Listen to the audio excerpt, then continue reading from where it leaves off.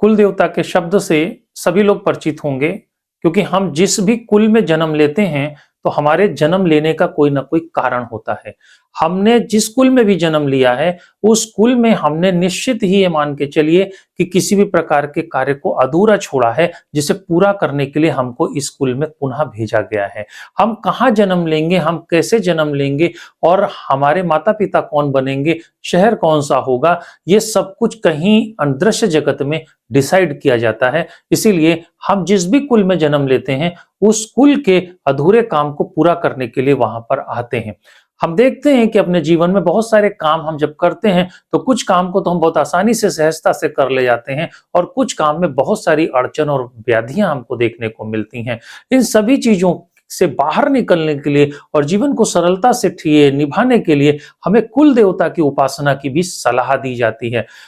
प्रत्येक व्यक्ति के घर में जब कोई विशेष आयोजन होता है, शादी विवाह होती है, मुंडन संस्कार होता है या अन्य विशेष कोई संस्कार होते हैं, तो हम लोग अपने कुल के किसी देवता की जरूर पूजा करते हैं। बहुत सारे लोगों को पता होता है कि हमारे कुल देवता कौन है, उनका मंदिर कहाँ पर है।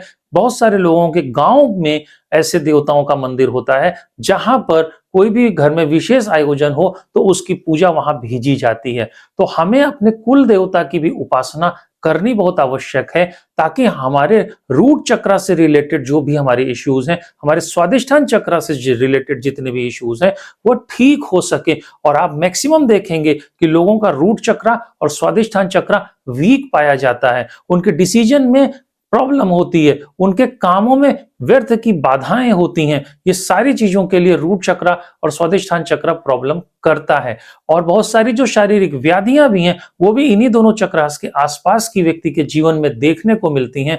तो इस बात को हमें समझना पड़ेगा कि हमें अपनी साधना विधा में कुल देवता की उपासना अवश्य करनी होगी। कुल देवता की उपासना जब हम करते हैं तो हमारे जो कुल देवता ने हमें रिस्पॉन्सिबिलिटी दी है, उसको वह पूरा करने में हमारी हेल्प करते हैं, और जो रिस्पॉन्सिबिलिटी लेकर के हम इस जीवन में आए हैं उसे आसानी से पूरा कर पाते हैं। अतः प्रत्येक व्यक्ति को पूरी ईमानदारी से अपने कुल देवता की उपासना अवश्य करनी चाहिए। प्रश्न ये भी आएगा कि बहुत सारे लोगों को अपने कुल देवता का नाम नहीं पता होगा, या किसी की कुल देवता में कुल देवी होंगी। तो ऐसी सब कंडीशंस में आप अगर नाम जानते हैं तो आप उनके मंत्र का पाठ अवश्य करें, और विशेष योग लगाने की जो विधि आपको बताई गई है उस विधि से आप अपना अभ्यास करें।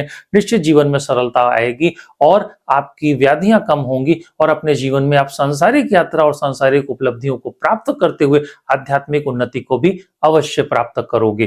कुल देवता के मंत्र का भी हमने नाम जप का एक वीडियो आप लोगों को दिया है, जिसमें आपको 108 टाइम तक मेरी आवाज में कुल देवता के मंत्र का उपासना करने का मौका मिलेगा।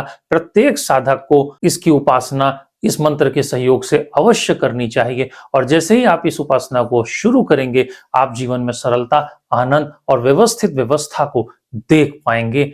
मुझे उम्मीद है कि मेरी बात से आप सहमत होंगे और मेरी बात आपको समझ आई होगी। आप इस मंत्र का प्रयोग करें, जीवन को आनंद से भरें। धन्यवाद।